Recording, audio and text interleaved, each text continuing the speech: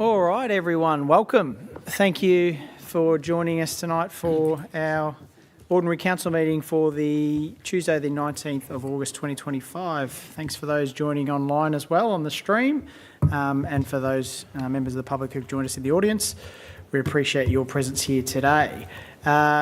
Again, as we do with all our meetings, we just want to ensure the gatherings remain safe, respectful and effective spaces for decision making. So we ask that you please adhere to the governance rules and safety considerations. And thank you to those members of the audience who've registered to join us here tonight. We have a full agenda this evening, so we've got a number of reports of community interest and some important pieces of work to consider. So on behalf of my fellow councillors, we're looking forward to an open, healthy discussion and debate this evening and getting through some important council business on behalf of our residents. As per previous meetings, all public questions received that were deemed valid will be will be read towards the end of the meeting, at the end of the agenda, as per the agenda, and they will all be answered at the end of the meeting. Firstly, I'd also like to acknowledge my fellow councillors. We've got the full complement tonight. Thank you for joining us, and members of the executive team. We've got Glenn Patterson, Chief Executive Officer, to my right. To my left, Jen Bednar, Director of Customer and Corporate Services. Also on my right, James Collins, Director of City Planning and Infrastructure. Steve Coldham to his right, Director of Community Life. We're also supported by a number of governance officers and our AEV audiovisual team. Thank you for joining us this evening and welcome. I'll move now to item 1.1, which is our Statement of Acknowledgement. The City of Casey proudly acknowledges the traditional owners, Casey's Aboriginal communities and their rich culture, and pays respect to their elders past, present and future. We acknowledge Aboriginal people as Australia's first peoples and as the traditional owners and custodians of the land on which we work and live. Item 1.2 is Casey's diversity statement. The City of Casey is home to a remarkable diversity of cultures, languages, faiths, identities, landscapes and stories, from our first Australians to our most recent arrivals, and every wave in between. The City of Casey welcomes and represents all community members and their respective ambitions to live healthy, rewarding and happy lives. These intersecting and overlapping community stories form Casey's collective identity and contribute to our evolving, rich history. We recognise this diversity as our strength and we aim to share, nurture and celebrate it. Item 2, so we've got confirmation of minutes. We've got one previous meeting minutes to be confirmed, and that is for the council meeting held on the 15th of July 2025. Is there a mover and seconder to confirm the minutes of the meeting? Councillor Rowe moving and Councillor Ross seconding. I'll now put that to a vote. All those in favour? Thank you, councillors. Carried unanimously. On that note, we'll now move to item 3, which is the declaration of interests. I've considered my obligations under section 130 of the Local Government Act 2020 and do not have a conflict of interest relevant to the agenda papers. Do my fellow councillors have any conflicts of interest in the agenda that they wish to declare? Thank you, councillors. No hands, so no conflicts declared. Do any council officers have a conflict of interest regarding reports presented this evening? No hands, no conflicts declared. Thank you, officers.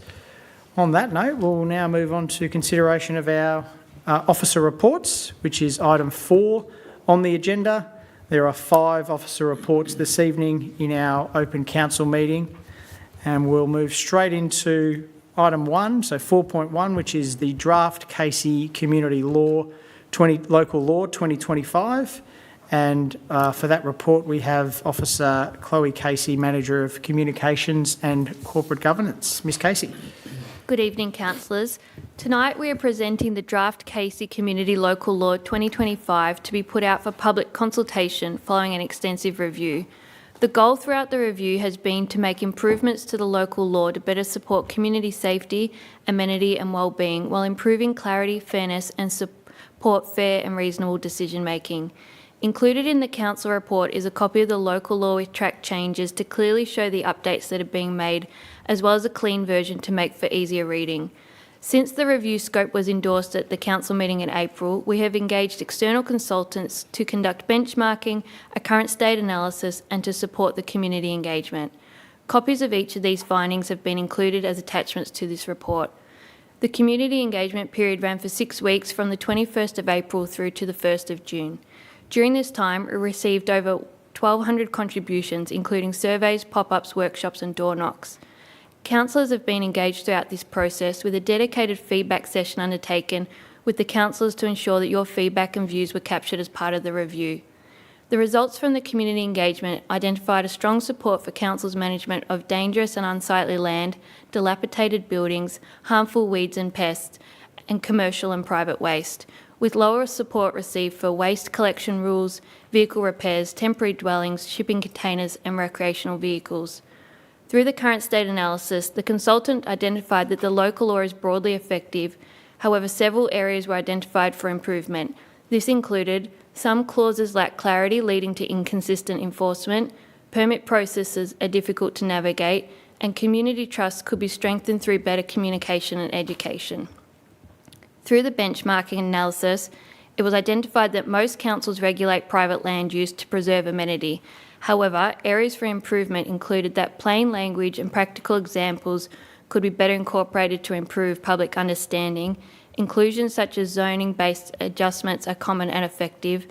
Permit and infringement costs vary significantly across most municipalities, and procedure manuals are successfully used by some councils to support both officers and residents. Councillors were also invited to attend a session with the consultant to discuss the benchmarking and current state analysis findings in July. The conclusion from the current state and benchmarking analysis was that the current local law provides a strong foundation to meet community expectations, balance regulation and education. However, implementing targeted changes could help better align with community expectations. An internal working group of council officers used these insights to develop targeted recommendations and propose updates to the local law being presented tonight. A summary of changes document has been included as part of this report to outline the main changes that have been made to the draft local law. This includes definition updates. We have added terms like adversely, amenity and detrimental to reduce ambiguity and improve consistency. Shipping containers, exemptions for properties over 4 hectares, a clearer definition of residential area has been included to reflect community feedback. Temporary dwellings, the duration has been extended to 2 months without a permit, supporting vulnerable residents and housing affordability. Recreational vehicles, noise restrictions have been introduced with farming vehicles excluded to balance amenity and rural needs. Waste, we have looked to remove the 24-hour bin placement rule and hard rubbish fossicking rule, with a new clause prohibiting the deposit of domestic waste in public bins, responding to community concerns and emerging issues identified by Council's waste team, as well as vehicles and machinery, with the clause on vehicle repairs removed, which will now be managed under unsightly land provisions. At this stage of the process, we're only looking at the content and clauses in the local law. The other aspects identified throughout the review will be completed at later stages in the process, with the majority of these aspects to be completed for the final document adoption in December. This will include a comprehensive education campaign to accompany the new local law, including multilingual fact sheets, video explainers, visual guides and manuals. These supports will ensure our residents understand their responsibilities under local law and Council's role in education and enforcement. Following Council's endorsement this evening, the local law will be made available for 28 days on Council's Casey Conversations website for the community to review and provide further feedback on. Those that choose to will then be given the opportunity to speak to their submission at the Council meeting on October before another round of updates are made and Council has endorsed the final Casey Community Local Law 2025 in December. Thank you. Thank you, Ms Casey. Councillors, do we have any questions for the officer? No questions? All right, we'll move now. We've got a recommendation on the screen that everyone can see and it's in the agenda. Do we have a mover and a seconder for the motion? Councillor Ambros moving and Councillor Pereira seconding. Do we have anyone speaking against the motion? No. Councillor Dowling speaking. We will now move to the mover, which is Councillor Ambros, to speak to the motion. Thank you, Mr Mayor. Through you, I'd like to thank the officers for this report. This draft is a credit to the voices of our residents. Without their time, effort and willingness to engage, we would not be standing here today with a strong, more balanced proposal before us. This process was only possible because my fellow councillors supported my motion earlier this year to ensure community had the opportunity to help shape our local laws. The Casey Community Local Law 2023 version 1.0 was adopted on the 12th of December 2023 and published in the Victorian Government Gazette on the 6th of June 2024. Residents have lived with this version for some time, yet it was first presented in 2023 and no community submissions were received. It took this review to finally open the door to a genuine input. This draft is a direct outcome of the review, supported anonymously by Council to fix flaws of the 2023 version and restore community confidence. Part of this motion also suspended the private land use permit fees during the review. The decision recognised the unfairness of charging residents under a law still being tested, and now want to hear how this has impacted residents and whether permanent adjustments fee levels should be considered. Community consultation was central to this process, with over 1,200 contributions received. Casey residents have shown strong engagement, and this is a real test, not just whether we listened, but those voices that were incorporated in this draft. I made a point to hear directly from residents during my engagement session on Wednesday the 7th of May in front of Marco's IGA, and through many phone calls, texts, emails and face-to-face conversations, the feedback I received reflects both the desire for private land use and the need to protect our city's amenity and safety. That balance is what we must achieve. Looking at tonight's agenda item, residents will once again have another opportunity to provide feedback. This is vital because consultation is not one-off exercise and an ongoing process of refining and improving our laws. In reviewing the material before us, I do have concerns about some treatment of the land size in the rural areas, and this is an issue that may require further consideration to ensure fairness of landholders while maintaining strong protections for a broader community. I also remind the community that consultation only works if people participate. When the laws and draft policies are in exposition for feedback, silence effectively means acceptance. If you want to change, you must use those opportunities to speak up. Thank you very much. Thank you, Councillor Ambros. The seconder, Councillor Pereira, would you like to speak to the motion? Thank you, Mr Mayor. Thank you, Councillor Ambros. She described that very well. I just simply want to say, I think all of this happened because there was a lot of misunderstanding and some misalignment with information on the website, creating quite a backlash from the community. The upside of this is it's actually given us a chance to review this, and during the course of that we've had a chance to engage with the community, actually listen to it, because these local laws have been around for a long time. No one really cared about them, to be honest. But now it's given us something to work on, to actually make them meaningful, make them sort of work for the community. And I think it is going to go out to, again, for public exhibition. I encourage people to actually read them. This is your chance now to actually check it again, come back to us with what you think. We will look at it again when it comes back to council. I'd like to thank the officers and also the councillors. We, went out to chat to people, and, it was a really big effort. It cost a lot of money, but I think the money is worth it to actually have satisfaction for the residents, to know that this council does care, that we're empathetic, we're trying to make things right for you. We're not out to get you or anything like that. We want to make the laws fair for everybody. So it is about making it safe for all of us, hearing the people that do have complaints, trying to measure. The officers have got a bit of a task sometimes because they have to manage differences tactfully. So, yep, I'd like to thank you, and please get on board and give us your feedback. Thank you. Thank you, Councillor Pereira. Any other councillors like to speak to the motion? Councillor Dizon. Through you, Mayor, I think that the proposed amendments to the local laws are a step in the right direction. As a practicing lawyer who regularly deals with legislations and legal materials on a daily basis, I particularly welcome the addition of clearer definitions for terms such as adversely, amenity, and detrimental. These inclusions, in my view, remove ambiguity and make the laws more consistent and precise. Further, earlier this year, as we are all aware, we had concerns from residents about the regulation of vehicle repairs on private property, so I welcome the removal of that clause. I also think that increasing the permitted duration for temporary dwellings from 14 days to 2 months is a sensible step, especially given the ongoing challenges around housing affordability. One area that I want to highlight is Clause 74, dealing with the powers of authorised officers to seize and impound, and I strongly agree with residents that there must be limits on when officers can enter private homes.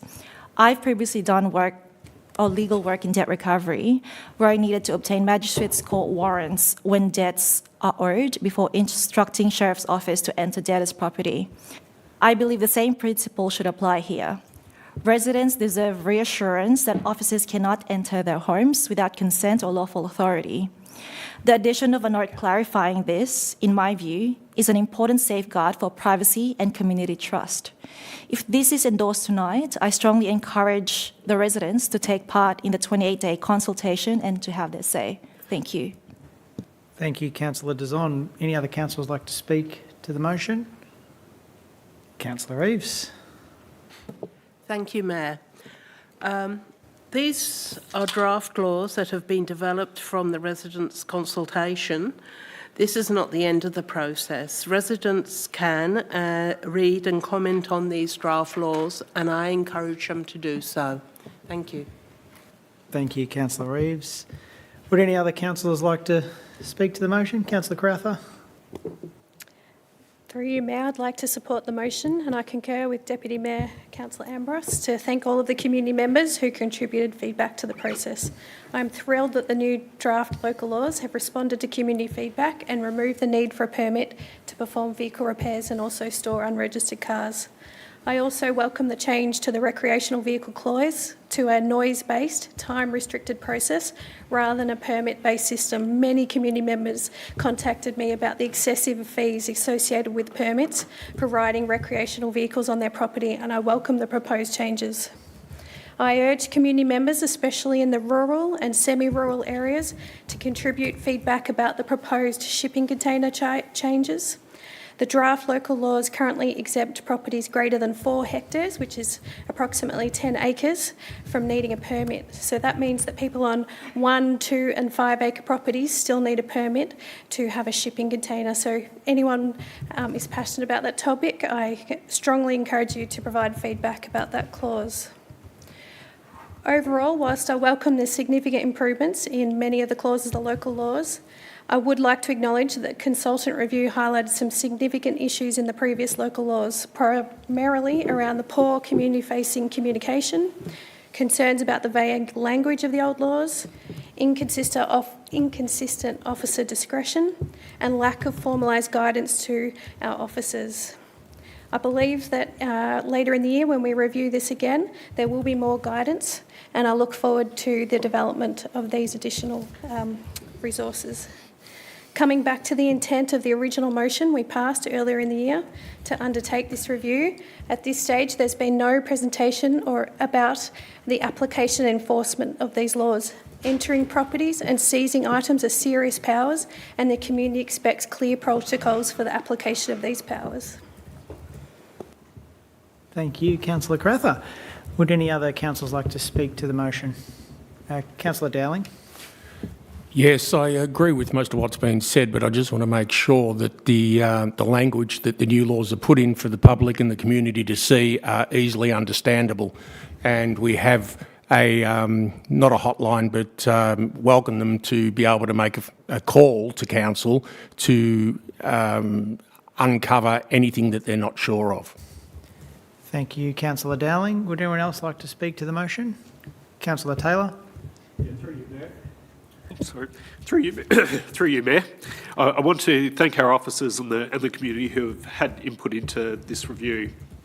I can see some positive changes from the 2023 version, especially around temporary dwellings and shipping containers, car repairs and unregistered vehicles. I believe that's a step in the right direction. But I do have some concerns, and while I support this draft going out for public exhibition, I do want to be clear about those concerns. One issue for me is how it touches on private property rights.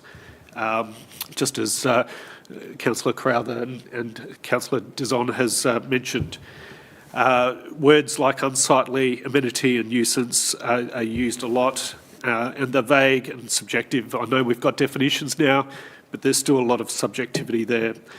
What one person sees as fine on their own land could be judged very differently by a neighbour or an authorised officer. That creates uncertainty and the risk for uneven enforcement. I'm also concerned about the high penalties, the daily fines and the powers of entry.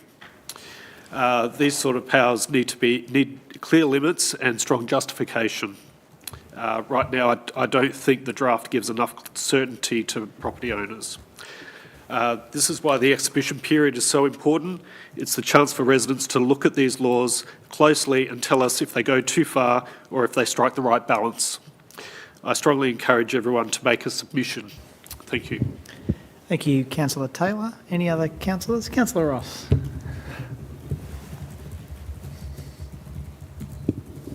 I think it's difficult to review anything without appropriate context.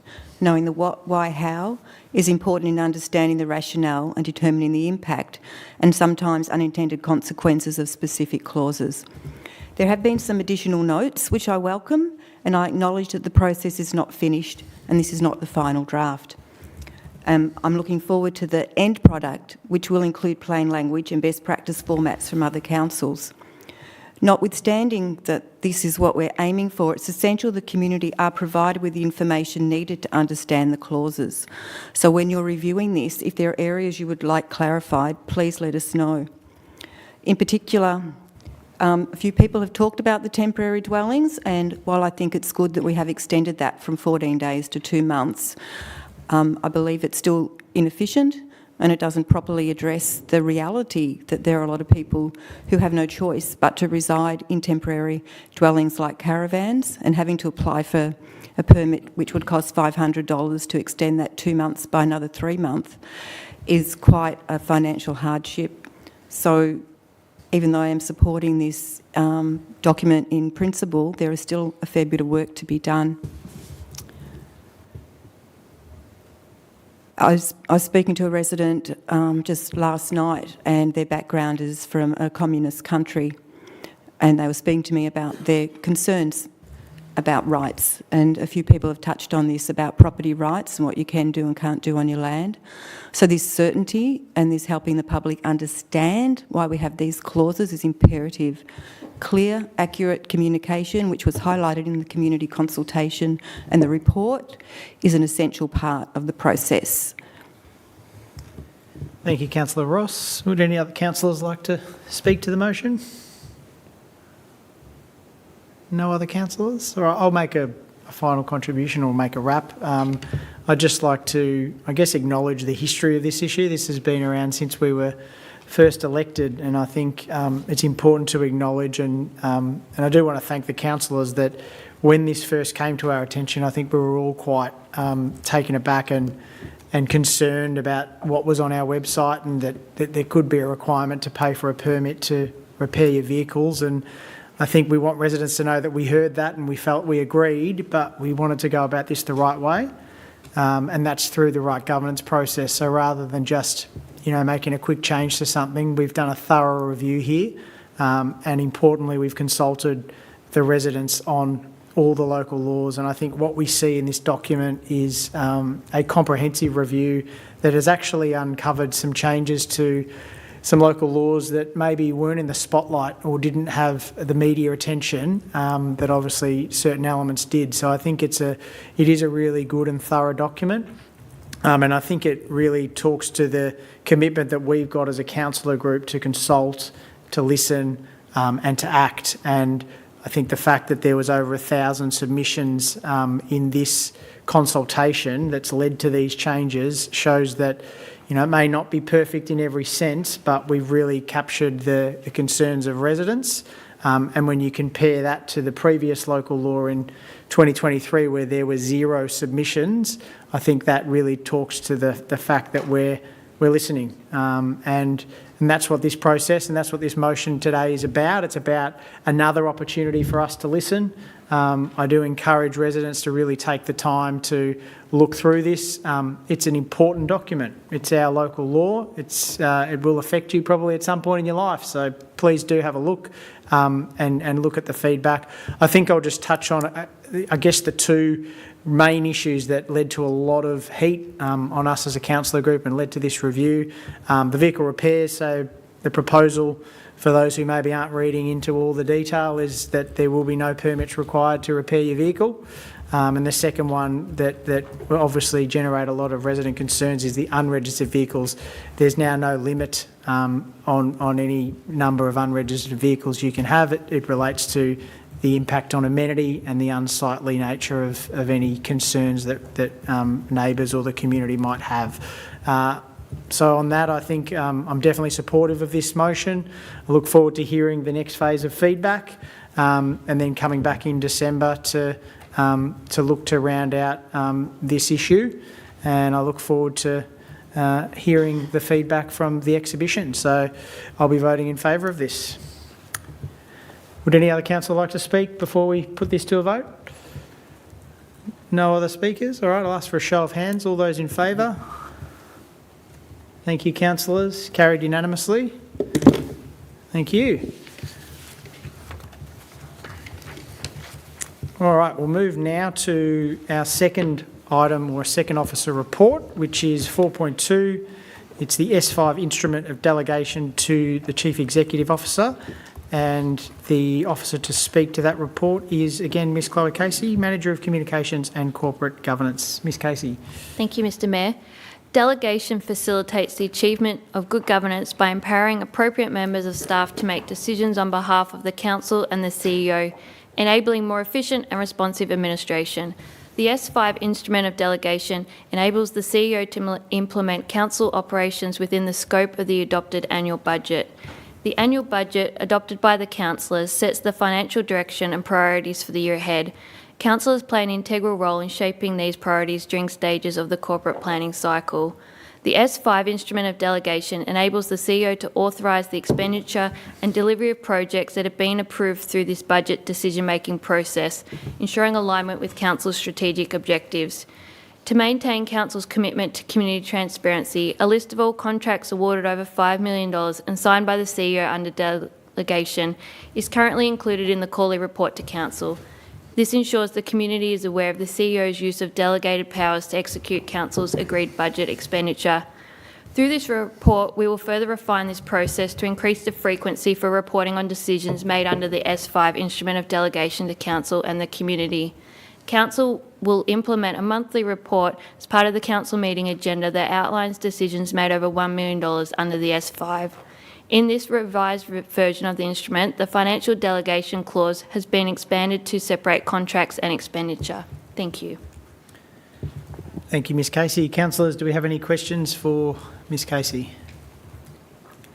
No questions. All right, we'll now move to a motion. So we've got on the screen a recommendation on the screen. Do we have a mover and a seconder for this motion? We've got a mover, Councillor Dowling. Is there a seconder for the motion on the screen? No seconder for the motion, councillors, so that motion has lapsed. I'll now ask, is there an alternate motion for councillors? I've seen Councillor Walter's hand raised first. Councillor Walter, do you have an alternate motion? Yes, I have an alternate motion that would see the delegation limit go from 15 million down to 5. 5 million. We'll just see if we can pause to get that placed up on the screen. So, councillors, we've got an alternate motion from Councillor Walter on the screen now, if you need to take time to digest that. But we will ask, is there a seconder for that motion? Councillor Rowe. So we have a seconder for the motion on the screen. So that motion will now be debated and put to a vote. Councillors, do we have any councillors speaking or against this motion? Yes, Mayor. I'm against this motion. Councillor Perry. Do you want to do I? Not yet. We'll go through the regular speaking routine, but that's been noted. So we've got a mover and a seconder, and we do have some councillors in opposition. We'll now go to the mover, which is Councillor Walter. Councillor Walter, would you like to speak to the motion? Through your mayor, yes, I would. This delegation is a mechanism that allows our organization to operate efficiently and deliver on the priorities we have set as a council. It ensures the contracts for capital works, such as community centers, roads, and recreation reserves, can be awarded quickly, securing price certainty and avoiding delays that would otherwise cost the community more. Casey is the largest council in Victoria, with a population exceeding 430,000 and a proposed budget of over $640 million for the 25-26 financial year. The CEO's delegation under this motion represents under 1% of that budget, yet it enables the timely execution of projects that have already been endorsed by us through the annual budget process. Councillors retain oversight through budget adoption and strategic planning, while operational procurement remains within a robust framework. Every contract awarded under delegation is subject to rigorous checks, including probity audits for procurements over $10 million. These controls ensure that decisions are made transparently and in alignment with our strategic objectives. Reducing the delegation drastically would not only slow down project timelines, but also shift more decisions into closed council meetings. This would limit public visibility and increase the risk of conflicts of interest. It would also burden our meeting agendas, taking time away from strategic discussions and increasing administrative overheads.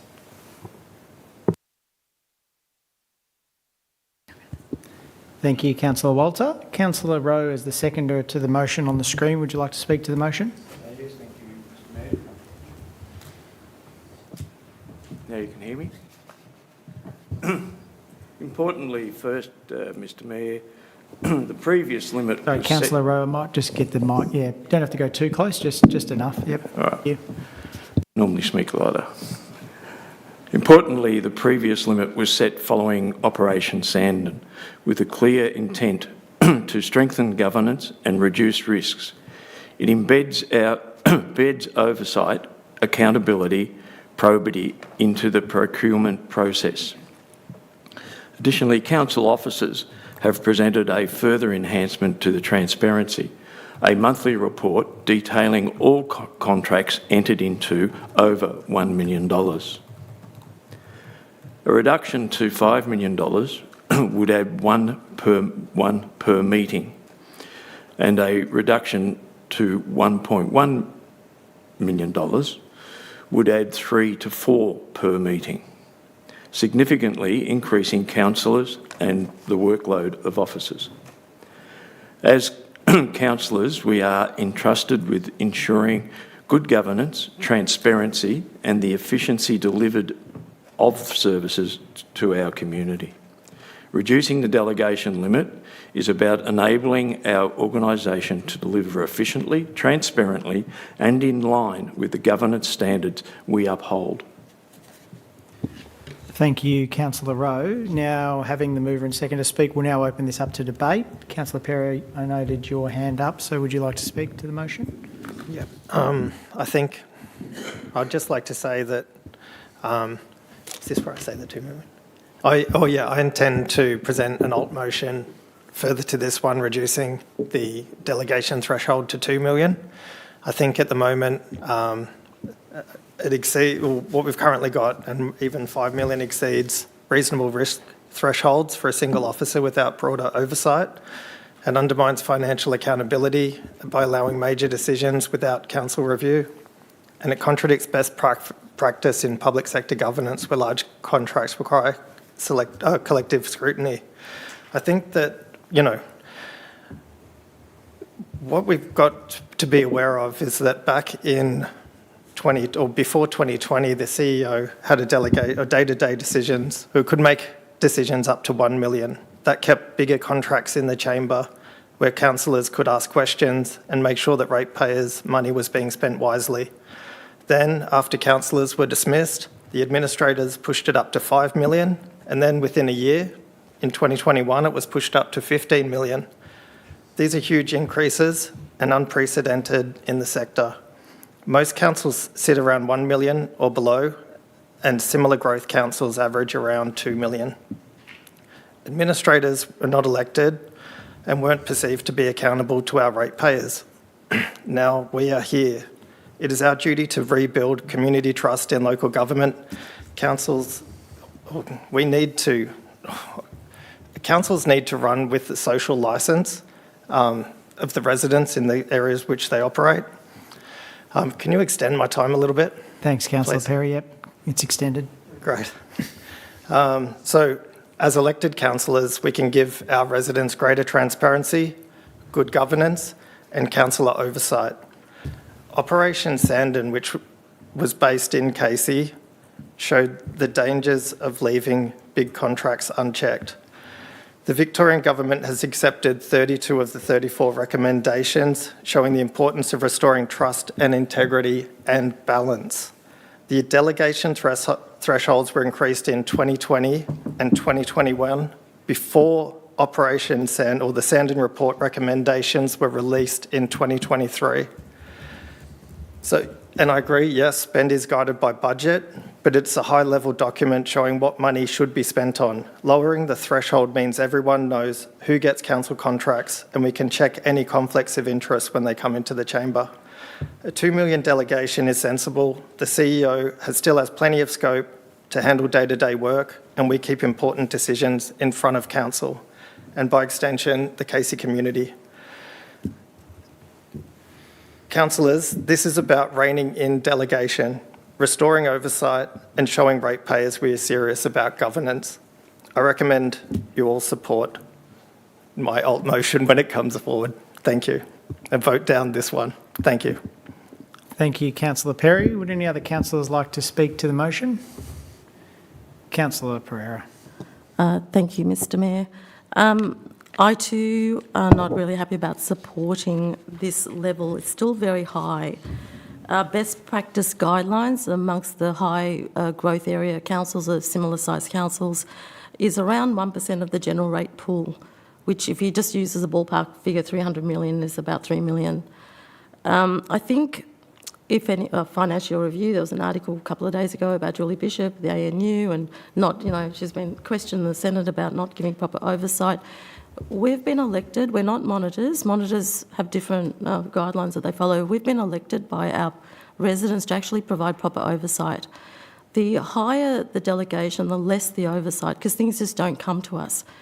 And even though, yes, it is, I suppose, linked to the budget, we have passed the budget, it is a very high-level document, as was mentioned by Councillor Perry. From that stems a whole lot of other contracts, and things might change. And even if there's a panel, there's still, at the end of the day, the CEO doesn't have to accept what the panel says, is my understanding. He still has the final say. So it's a little bit, I don't like that situation. This is nothing personal against the CEO.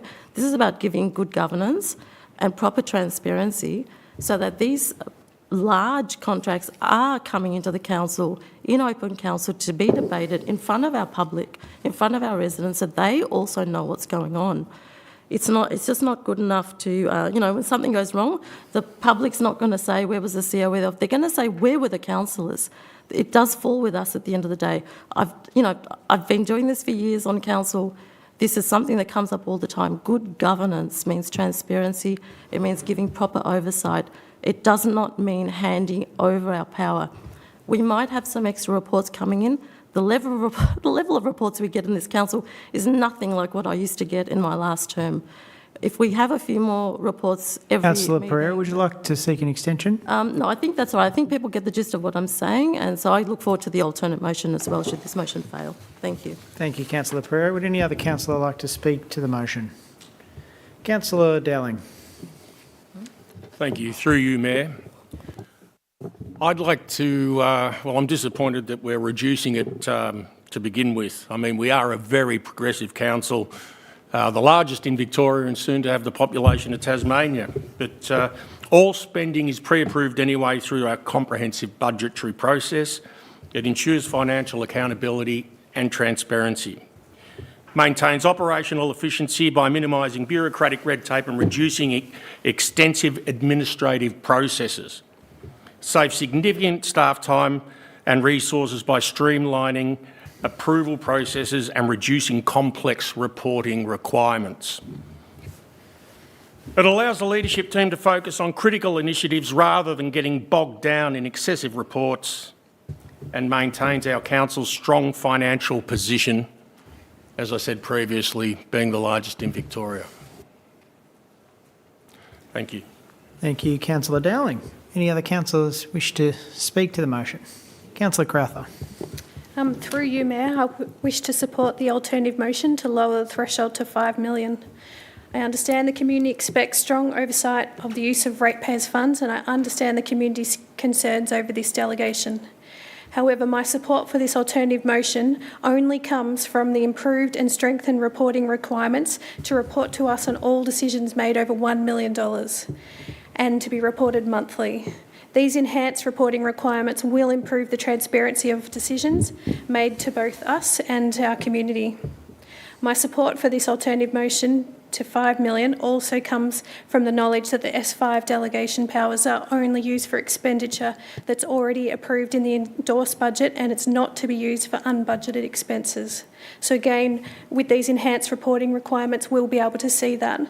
And in coming years, once we're reviewing the reports, then if there is any concerns, we could consider a further change of the financial limit of the S5 delegation if needed.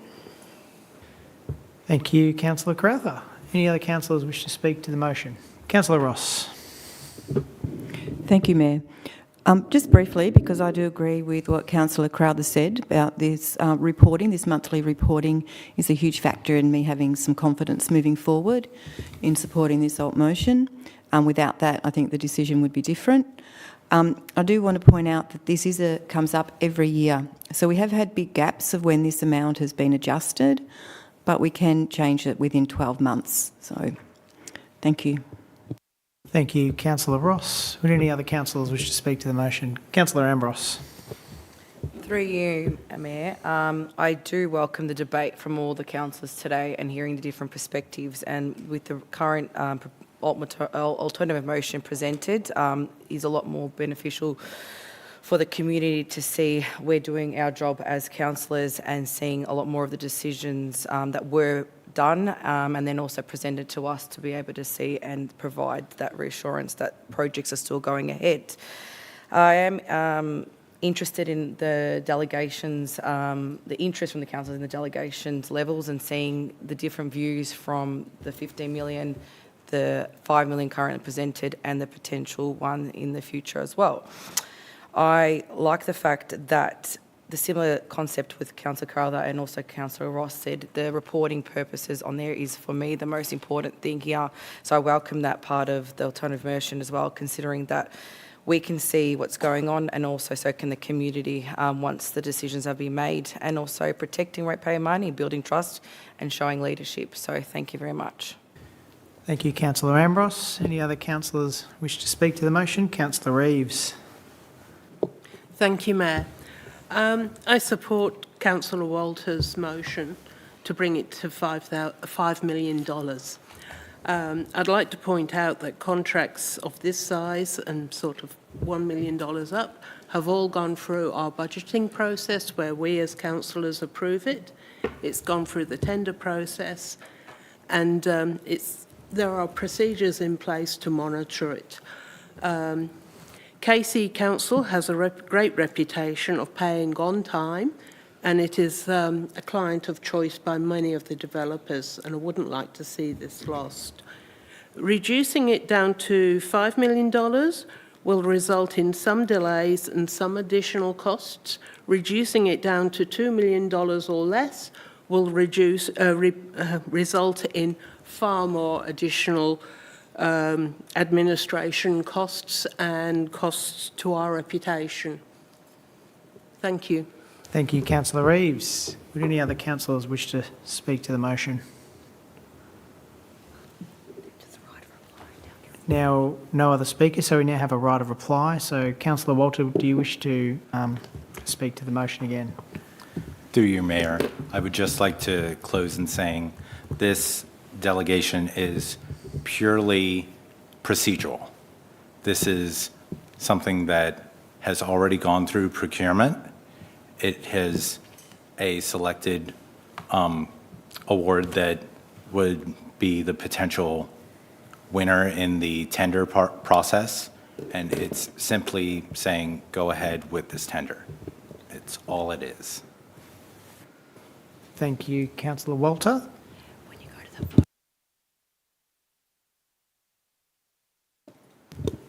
On that note, we'll now go to a vote on this motion as on the screen. So can I now ask all those in favour of the motion presented on the screen to raise their hand? Thank you. I will just ask you to retain your hand up and I will read it out because it is a split vote. So we've got Councillor Dazon, Councillor Reeves, Councillor Taylor, Councillor Ambrose, Councillor Cooman, Councillor Walter, Councillor Crowther, Councillor Rowe, Councillor Ross and Councillor Dowling in favour. Thank you. All those against? Councillor Perry and Councillor Pereira. So I declare that motion carried. Thank you, councillors.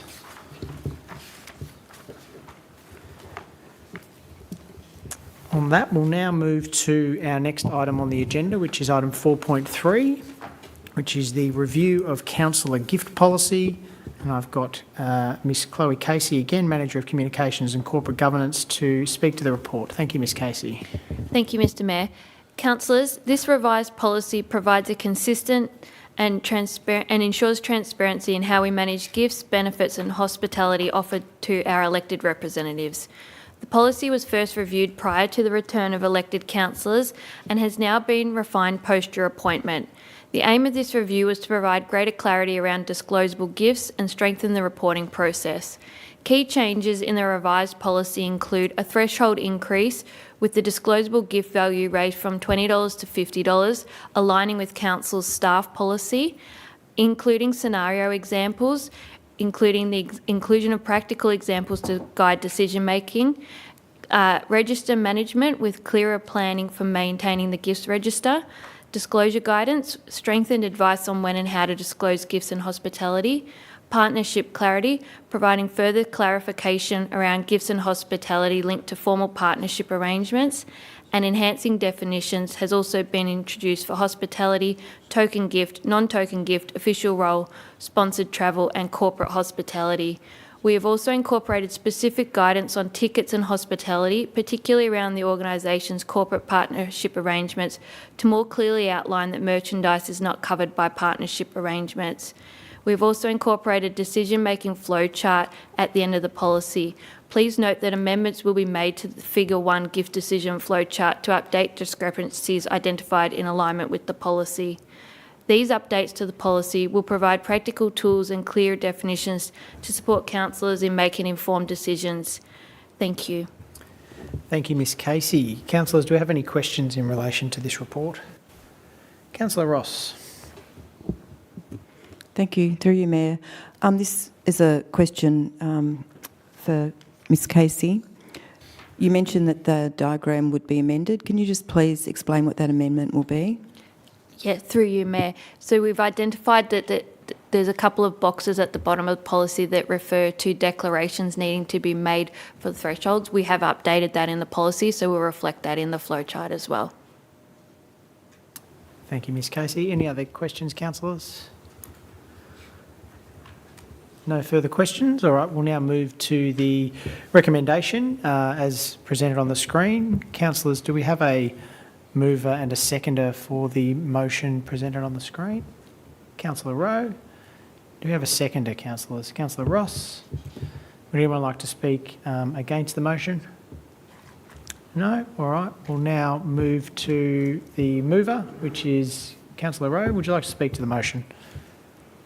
Thank you, Mr Mayor. Just briefly, it certainly is a worthy project for maintaining the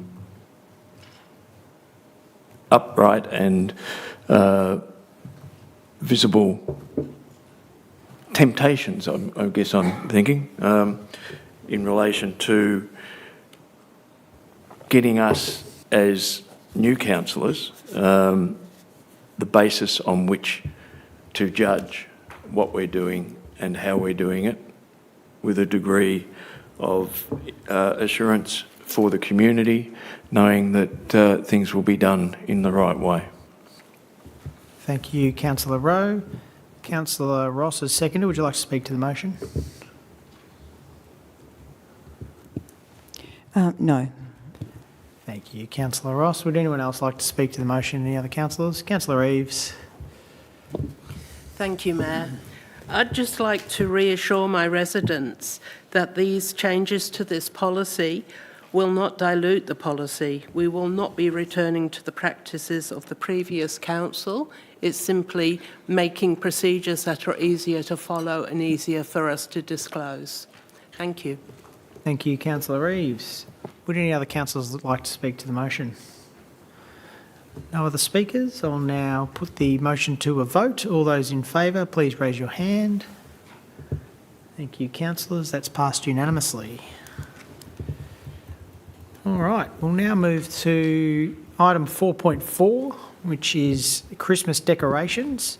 And we have Officer Miss Catherine Searles, Manager of Growth and Investment, to speak to the report. Miss Searles. Thank you, Mayor. Good evening, councillors. This report presents a summary of discussions that have been held over recent times with the group surrounding Christmas decorations, and the report recommendation is simply for noting. Thank you. Thank you, Miss Searles. Councillors, do we have any questions for Miss Searles? No questions in relation to this report. All right, so we have on the screen the recommendation, which we can all see. Do we have a mover or seconder for the motion as presented on the screen? Councillor Ross moving. Councillors, do we have a seconder for the motion as presented on the screen? No seconder. I declare that motion lapsed. So do we have any alternate motions, councillors? Councillor Dowling, you have an alternate motion. Through you, Mayor. Yes, I'd like to propose Christmas decorations for the High Street in Berwick, in my ward of Acuna. Thank you, Councillor Dowling. Do we have that a motion to put on the screen for councillors? Council. Oh.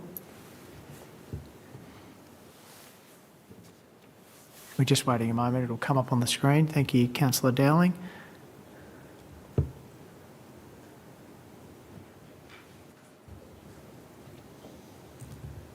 There we go. So, councillors, we have that presented on the screen. I'll give you an opportunity to...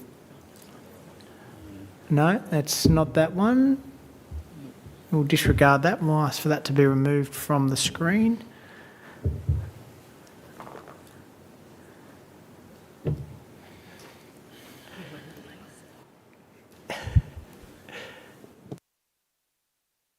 We'd like to have the alternate motion for Councillor Dowling.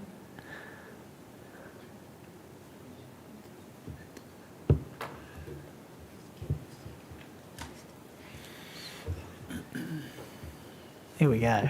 It's been removed.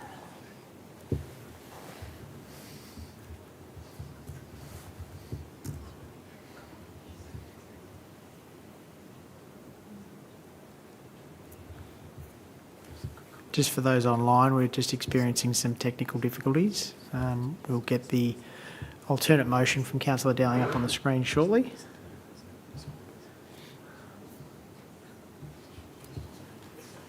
If we can't get it up on screen, we're going to read it out verbally.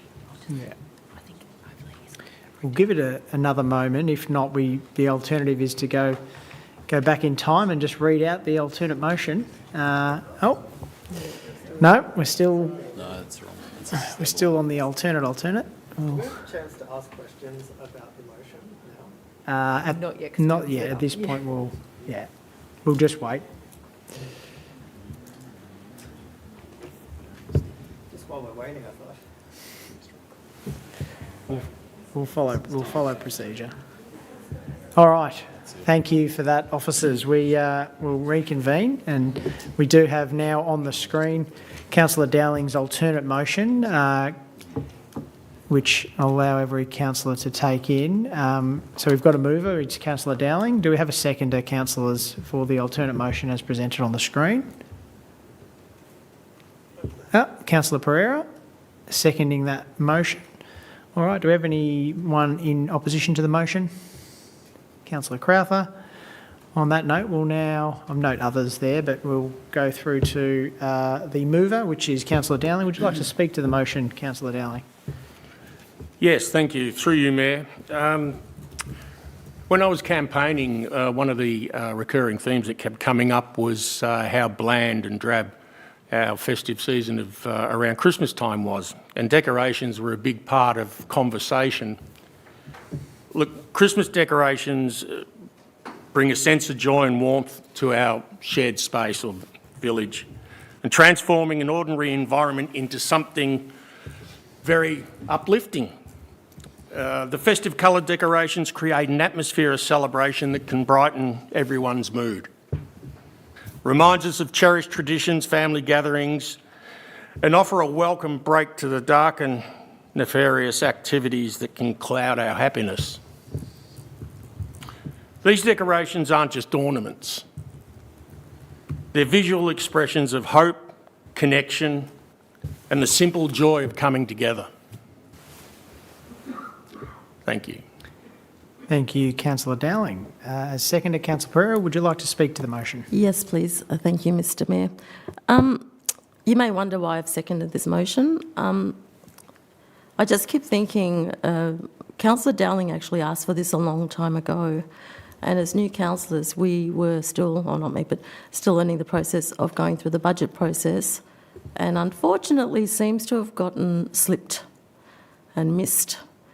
So I think it's just something we should consider. It's an anomaly. It shouldn't happen, and hopefully going forward, this won't happen with other councillors, you know, when they're wanting things for their wards.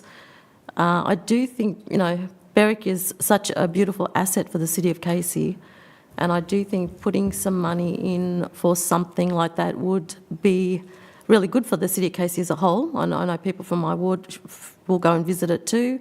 Other people would as well. You know, and I went to, still the other council, I went to the Ballarat Wonderlands, and it was just amazing. It's such a beautiful, beautiful thing to experience. I strongly recommend next year people go. But, you know, I want to give this a chance, and I'd like to support Councillor Dowling on this, because I think it is a nice thing to do for the City of Casey, for our Berwick residents, and everyone else who will enjoy it. Thanks. Thank you, Councillor Pereira. Would any other councillor wish to speak to the motion? Councillor Perry. Yeah, I would also like to voice support for Christmas decorations in Berwick Village. I didn't realise it was missed in the budget process. That's another reason again. But I think my goal, or the goal of the council, should be to make it a destination. I mean, we've travelled all the way to Pakenham in the past just to go see the Christmas light streets down that way. We haven't had, when I was a kid, there was a street in Berwick that we could go and, you know, drive or walk down that street, and all the neighbours put on Christmas lights. If we did that in the main street of Berwick, I think it would be very special, and I think that, yeah, people would travel from all parts of Casey and all parts of Melbourne to experience it if we do it properly. Thank you. Thank you, Councillor Perry. Would anyone else wish to speak to the motion? Councillor Crowther. Through you, Mayor, I'd like to foreshadow an alternative motion should Councillor Dowling's motion be lost tonight. Whilst I support the intention of Councillor Dowling's motion to trial a Christmas decoration program and bring some festive cheer and support the small businesses, I cannot support such an investment in just Berwick. So my alternative motion would be to share the budget between the Berwick and Cranbourne High Streets. Thank you, Councillor Crowther. Would anyone wish to speak to the motion presented on the screen? Councillor Ross. Thank you, Mayor. My problem is not with Christmas. I love Christmas. And yes, I believe that there are many parts of Casey that could do with some Christmas spirit and invigoration, including areas such as Webb Street, which would miss out altogether if we gave money to Berwick or to Berwick and Cranbourne. I also think it's very unfortunate that this did get lost in the budget, but the fiscal responsibility that I have to my residents means that I can't support this motion. Does not mean I don't love Christmas. I'm not a Christmas Grinch. So what I would like to see other traders of Berwick and Cranbourne getting together, formulating a plan and putting in and making something of their streets themselves. Many of our community grants that we gave out for Christmas came through a process. Community organisations applied. In some cases, they were supported by our officers to put in thought-out plans.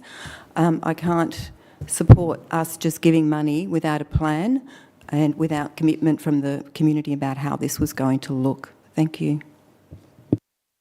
Thank you, Councillor Ross. Would any other councillors like to speak to the motion on the screen? Councillor Ambrose. Through you, Mayor, yes, I would. I want to begin to recognise the genuine love our community has for Christmas. Every year we see how important these celebrations are for the Casey families, and it's clear that Christmas events bring people together in a special way. That said, we also have a responsibility to make sure our spending delivers value. Ratepayers expect us to celebrate in a way that reflects our community and not in one way that wastes money. We want to ensure our investment in Christmas events is targeted, effective and connected to the main hubs of our city. These hubs are where people naturally gather, and focusing our celebrations there, we can create maximum benefit. Residents across Casey can travel into the nearest hub, local businesses can benefit from the increased visitation, and we can avoid spending resources too thinly. In this way, every dollar spent has a strong return, both socially and economically. Christmas is about joy, connection and pride in our city. By anchoring events in our main hubs, we balance the festive spirit with financial responsibility. We show that council can celebrate with our residents while being careful stewards of their money. So I welcome what Councillor Crowther has presented, which is hopefully can go through. So I'm in support for Christmas, but I would like to see it in our hubs. So Bunjil Place, Cranbourne and Berwick. Thank you, Councillor Ambrose. Would any other councillors like to speak to this motion presented on the screen? Councillor Reeves. Thank you, Mayor. I support Councillor Carruthers' motion. I believe it recognises Cranbourne and Cranbourne Village on an equal footing with Berwick, which it is. Councillor Reeves, just to note, we're not yet debating the alternate. We are debating the motion on the screen, which is, as noted, for Berwick High Street. I do not support Councillor Dowling's motion. It fails to recognise those suburbs, well, Cranbourne, as an equal. And I believe we are an equal and deserving of equal representation and funding. Thank you, Councillor Reeves. Thank you. Would any other councillor like to speak to the motion on the screen? Councillor Dowling's alternate motion. No other speakers, so I'll now give a right of reply to Councillor Dowling. Would you like to speak further to the motion?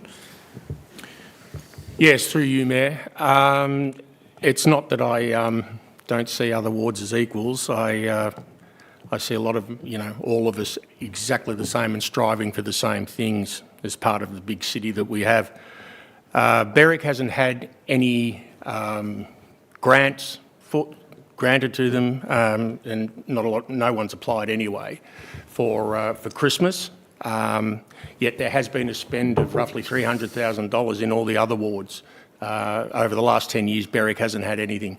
So to celebrate Christmas and bring some joy to the community is the reason behind my motion, not because I don't think where anyone else isn't equal with us. I think all suburbs and all the councillors are equal. Thank you, Councillor Dowling.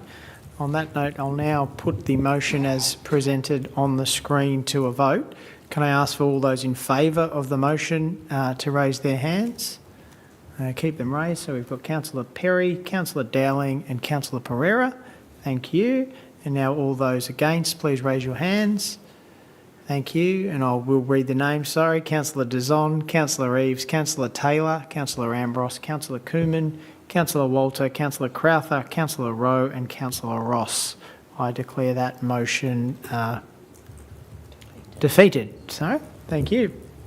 On that, councillors, with that motion defeated, do we have any alternate motions?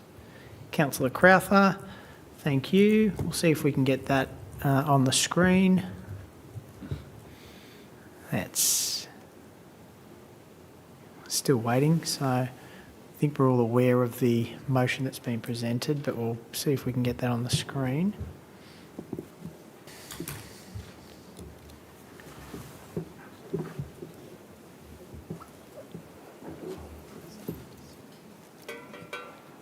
Thank you for that. So we now have Councillor Crowther's motion on the screen. Councillors, do we have a seconder for that motion?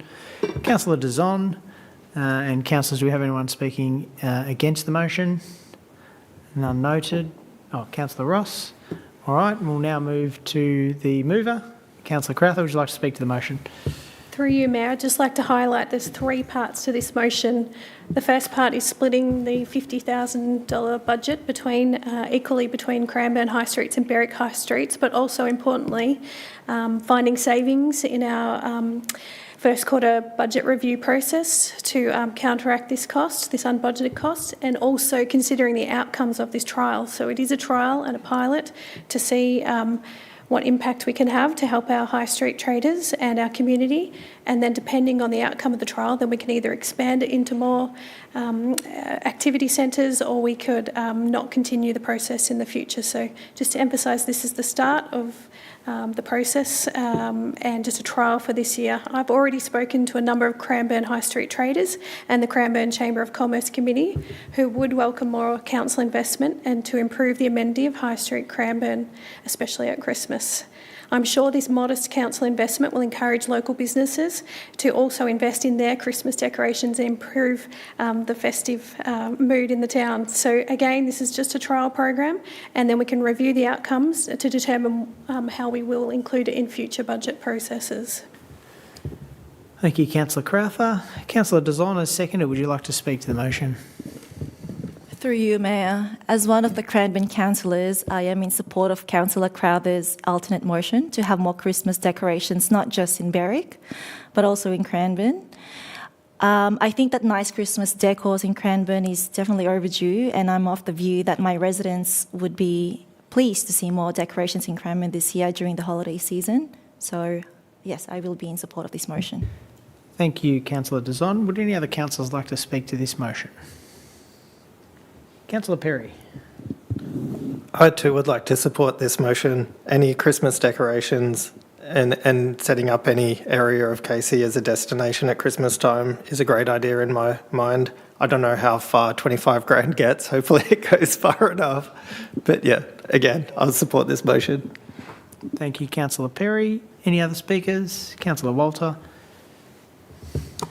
Through you, Mayor, I would like to point out that I acknowledge that this would be a pilot program, which I would hope in the future would go out to everyone's ward, because I believe every neighborhood would like some type of festive lights or decorations, and have it start small and then spread out between all wards. Thank you, Councillor Walter. Any other speakers? Councillor Rowe. Thank you, Mr Mayor. Cranbourne is a special place. It's been in my life, in all my political life, and it's always seemed to have been the one that misses out. And this is a great concept to run the trial, and look forward to getting some of the business people to add some additional funds and to make it a whiz-bang time. Thank you, Councillor Rowe. Any other councillors wish to speak to the motion? Councillor Ross. Thank you, Mayor. At the risk of repeating myself, I'm against this for the same reason that I was against just the pure $50,000 to Berwick. I'm sure if I went down to Webb Street and said, hey, would you like 25 grand? They would all go, oh, yes, please. But I haven't done that, and I'm not going to do that. We spent days and days and days and many hours approving the budget, looking at every single thing. And I think it is really bad management to decide things like this on the run. Of course, everybody wants to do something special in their ward. Of course, we all think our wards deserve more. This is not the issue. The issue is not about Christmas. It's about process. It's about responsible use of money, responsible use of ratepayers' money, and I'm not even arguing about decorations, which is a whole other issue, and this is part of the problem that we're trying to make things up on the run and put it under the heading of a pilot project. I really object to this way of doing council business. Thank you, Councillor Ross. Would any other councillors like to speak to the motion? Councillor Pereira. Thank you, Mr Mayor. I will support this motion because I think anything that will increase the festive spirit is good. I would like to thank Councillor Dowling for actually bringing this whole thing up, because the discussion happened from his request initially. And yeah, maybe it will, as Councillor Walter suggested, it would spread across, because we're all not Cranbourne or Berwick. There's other parts of Casey. But yeah, I think anything, it's really, in this size budget, it's not a lot of money. But I think it will be of benefit to the community, the Casey community at large. Thank you. Thank you, Councillor Pereira. Would any other councillors like to speak to the motion? Or Councillor Ambrose, her hand up was next. Through you, Mayor. Yes, I welcome this alternative motion. It's really exciting to see that Cranbourne and Berwick will both be celebrated. I do thank Councillor Scott Dowling for bringing this forward. I do look forward to potentially seeing you in a Christmas outfit on High Street in Berwick. But no, the joy and what it can bring, and having these two hubs having an opportunity to share the love of Christmas. So thank you. Thank you, Councillor Ambrose. Any other speakers? Councillor Reeves. Thank you, Mayor. I would just like to point out that Berwick and Cranbourne are both former shires, and it's about recognising them on equal footing as former shires that join together. It's not about wards. My ward, Quarter Ward, does not receive anything for Christmas. I'd love to see the 300,000, please, but it's not there. With 25,000, we're willing to share. We can undertake community building activities that will support this festive season. Thank you. Thank you, Councillor Reeves. Any other councillors wish to speak to the motion? No other speakers. I'll now go back to the mover. Councillor Crowther, would you like a right of reply? No, thank you. Thank you, Councillor Crowther. All right, on that note, I will put to the vote the motion as presented on the screen. All those in favour of the motion on the screen, please raise your hands. Thank you, councillors. Please keep them raised. Councillor Dazon, Councillor Pereira, Councillor Reeves, Councillor Taylor, Councillor Ambrose, Councillor Cooman, Councillor Perry, Councillor Walter, Councillor Crowther, Councillor Rowe and Councillor Dowling. All those against? Councillor Ross. Thank you. Councillors, I declare that carried. Thank you.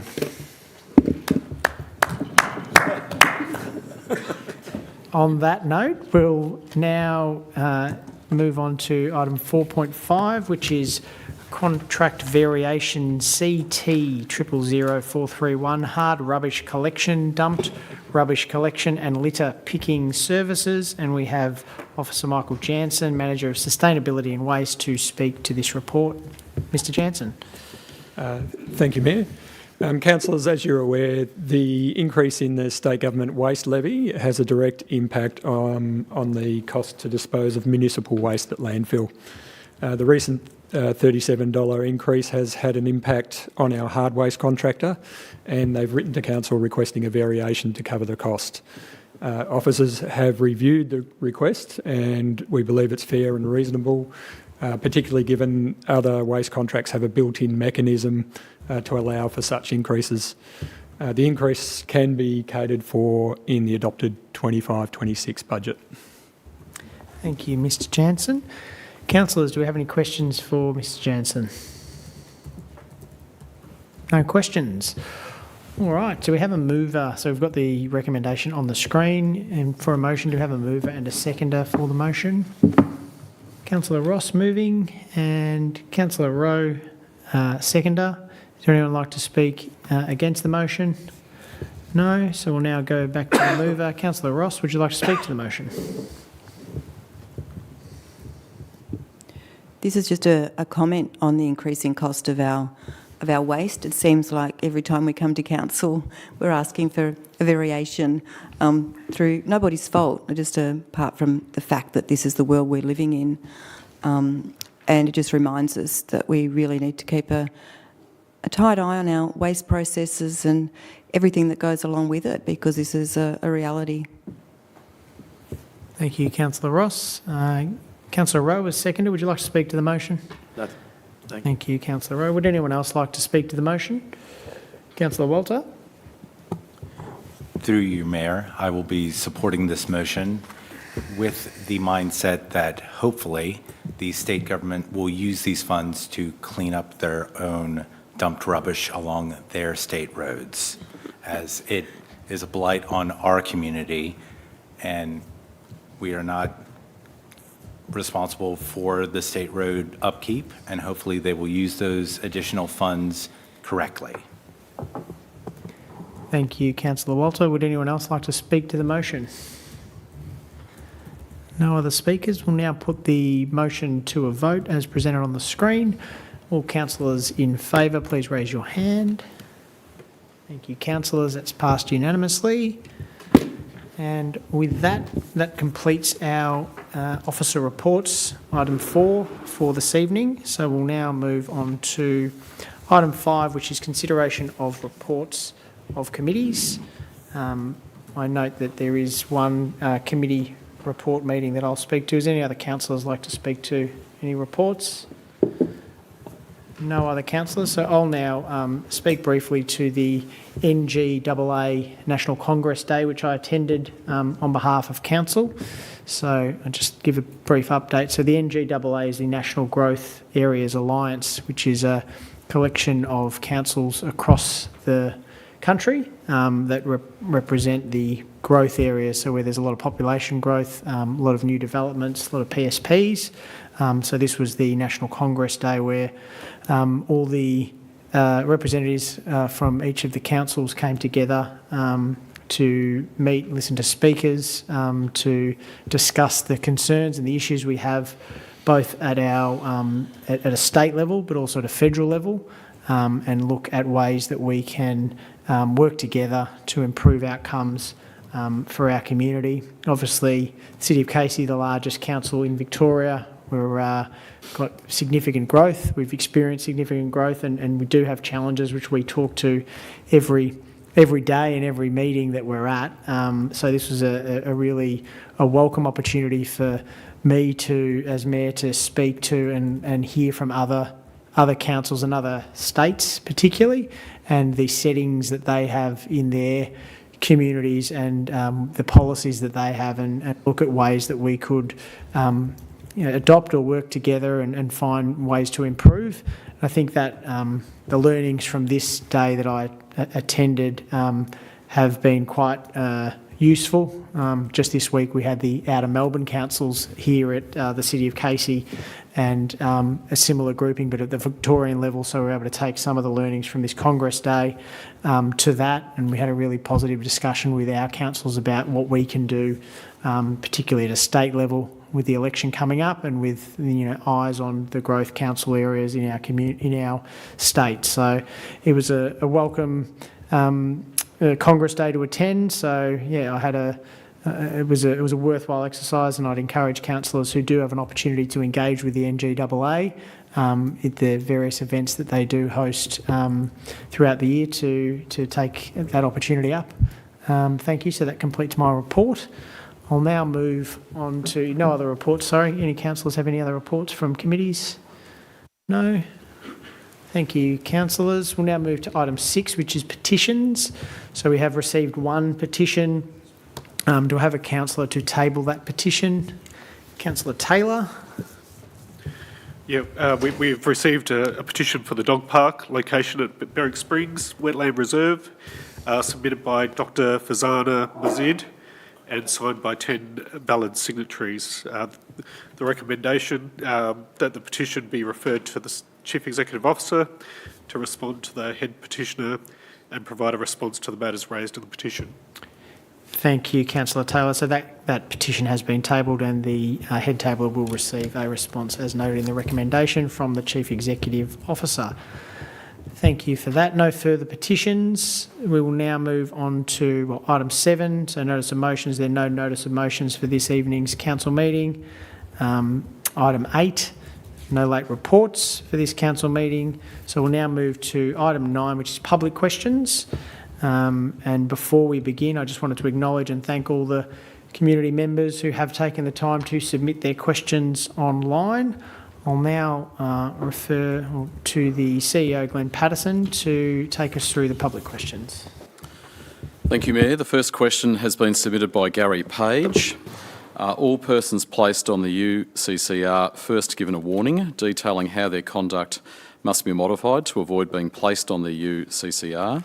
Or can a person be directly placed on the UCCR and then they are advised of their changed status? And Mayor, the Director, Customer and Corporate Services will respond to that question. Thank you, Gary, for your question. The first step in Council's unreasonable complainant conduct policy is a warning. That doesn't place any restrictions on the person. Council's unreasonable complainant conduct policy explains how this works. When someone receives a warning letter, it is a notice and no limits are put in place. However, if the behaviour doesn't improve after the warning, the person may then be managed under the policy. At that stage, Council might introduce restrictions on how the person can contact Council. The next question from Gary Page. Over the years, I have emailed multiple councillors and council staff, etc. If a warning is not issued before a person can be placed on the UCCR, then how close have I come to being placed on the UCCR? And again, the Director, Customer and Corporate Services will respond. To protect our residents' privacy, Council does not comment on whether someone is being considered for management under the unreasonable complainant conduct policy. We treat these matters confidentially and don't share details about individual cases. The next question is from Darren Hughes. We recently received our rates notice and once again it's increased. I have had enough of increasing rates. People are struggling financially, making decisions to not purchase items they cannot afford. Now, these rate notices come with a newsletter showing an expense list of $125 million. Why can't the Council consider holding off on these unnecessary expenses and in return provide a rate reduction? If this $125 million is not spent, then all 123,000 ratepayers would receive a $1,000 deduction. The Director, Customer and Corporate Services will respond. Thank you, Darren, for your question.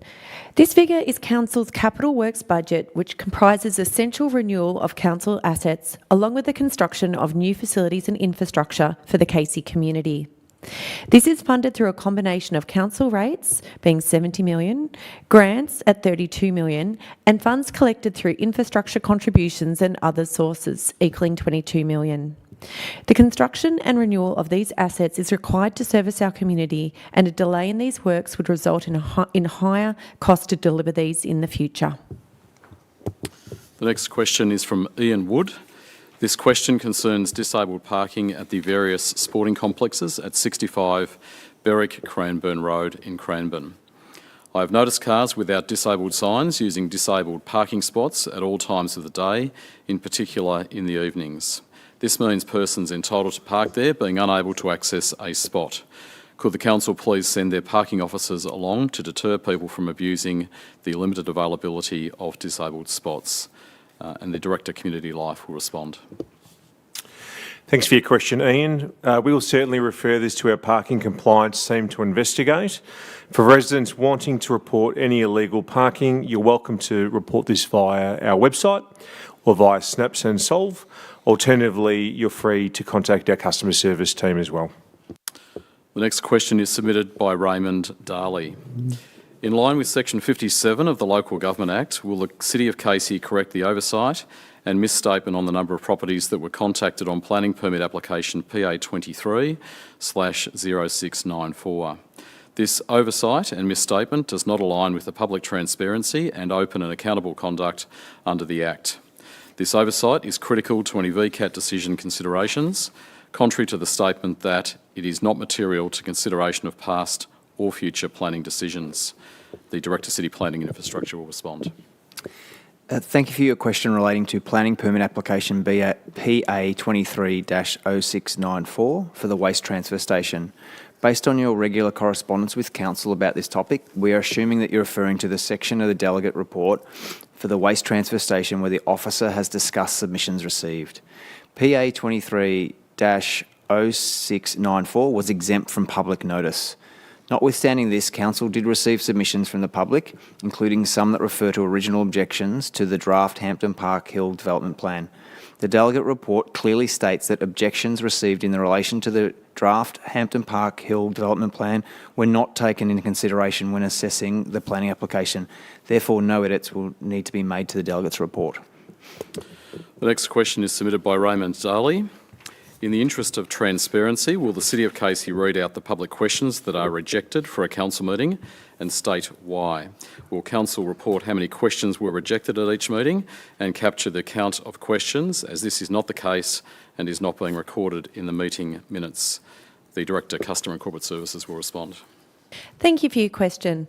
Council does not read out public questions that have been ruled invalid under the governance rules. These questions are often inappropriate or do not meet the criteria set out in the governance rules. The person who submitted the question is always notified of the reason it was considered invalid and is given the chance to resubmit it before the deadline. While the number of public questions ruled invalid isn't recorded in the meeting minutes, it is read out during the council meeting. We also read out the names of residents whose questions weren't answered. However, we don't share the content of these questions or the reasons they were rejected. The next question is submitted by Anthony Tassone. The City of Casey's unreasonable complainant conduct policy is 17 pages long and does not mention examples of unreasonable complainant conduct until page 11. Following recent local media coverage of residents being placed on this list, will the Council review this policy to make it simpler to understand, to educate residents on the best ways to engage with Council and councillors, and reserve it for more extreme cases of conduct rather than an initial go-to? And again, the Director, Customer and Corporate Services will respond. Thanks, Anthony, for your question. The unreasonable complainant conduct policy is designed to support fair and respectful engagement between Council and our community. This policy is only applied in exceptional cases where a person's behaviour significantly impacts the health, safety or well-being of staff or places unreasonable strain on council resources. In most situations, the first step is simply a warning letter. No restrictions are placed on the individual at that stage. This gives the person an opportunity to reflect and adjust their behaviour before any further action is considered. The policy exists to ensure that all members of our community are treated fairly and that council staff can continue to provide services efficiently without being overwhelmed by a small number of cases that require excessive attention. This helps protect access to services for our whole community. The next question is from Anthony Tassone. What is the total cost of development of the Bellato Road South Gippsland Highway intersection works, and how does this compare to the initial budget? Given the extensive delays and cost blowouts, will the Council reconsider its ongoing involvement in state-based road projects? What measures will the Council take to minimise the risk of future cost blowouts on road infrastructure projects? The Director, City Planning and Infrastructure will respond. Thanks for your question, Anthony. The most recent project budget is $12.74 million. It is important to note that the size and scope of the Bellato Road and South Gippsland Highway roundabout project has significantly changed since it started in 2018 and was always envisaged as a multi-year project. It has needed to be revised several times due to changes requested by the state, unforeseen ground conditions, several utility-related scope changes, requiring a relocation of underground assets and costs relating to sequencing construction works as well as COVID. The total project cost is yet to be finalised as final works are being carried out over the coming month. It will include further approved variations and additional works undertaken throughout the final delivery phase. Council's position is that it will not be delivering any state road infrastructure projects in the future. Where a project is funded by development contributions in whole or part, Council's position is that these projects should be delivered by the state or, where appropriate, a developer. Council officers have articulated this position in a report and draft submission to the Crosscell Precinct Structure Plan at the September 2024 Council meeting and the Casey Fields South Employment and Devon Meadows Precinct Structure Plan at the May 2025 Council meeting. Mayor, that concludes the public questions. We received 8 of those and none were ruled invalid. Thank you. Thank you, Mr Patterson. On that, we'll now move through our final items. So, item 10, urgent business. There was no urgent business items received for this council meeting. Item 11, closed council. There were no closed council reports for this council meeting. So on that note, item 12, close of council meeting. I declare the open council meeting today closed, and I'd like to thank members of the public for joining us and for those who've watched online. Thanks also to the officers who've been here and our AV team. Have a lovely evening. Thank you.